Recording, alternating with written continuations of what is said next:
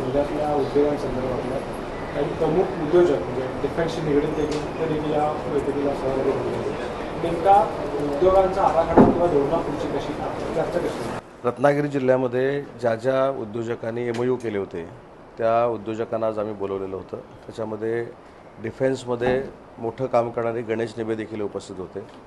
त्यांच्या माध्यमातून पर्यटनाला चालना देण्यासाठी सी प्लेन ही संकल्पना देखील आता रत्नागिरीमध्ये पुढच्या वर्षभरामध्ये आपण सुरू करतो आहे.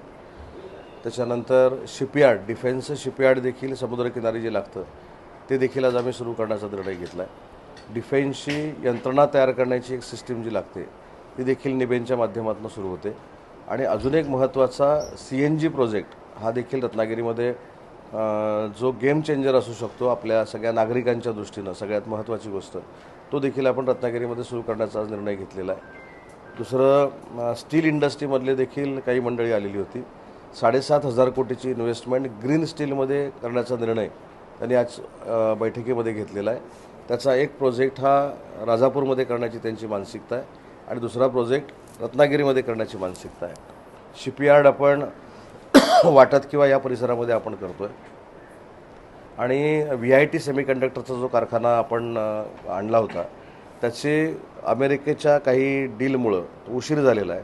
त्याची व्हॅल्यू कमी झालेली आहे. म्हणजे त्याची जी 38,000 कोटीपर्यंत आपण करणार होतो ते कमी होतं आहे. तर त्यांना जेवढी जागा आवश्यक आहे ती त्यांना देऊन बाकीची जागा दुसऱ्या इंडस्ट्रीजला द्यावी अशासाठी बैठक होते आणि त्याच्यामध्ये देखील योग्य ते निर्णय आम्ही घेतलेले आहेत.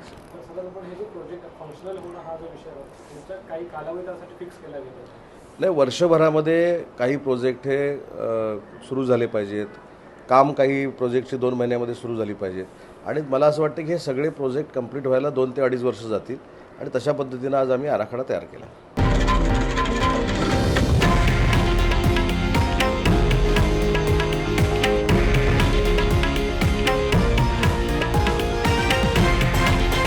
हे आहे देशातील नंबर 1 न्यूज नेटवर्क आणि आपण पाहत आहात TV9 मराठी, एकमेव.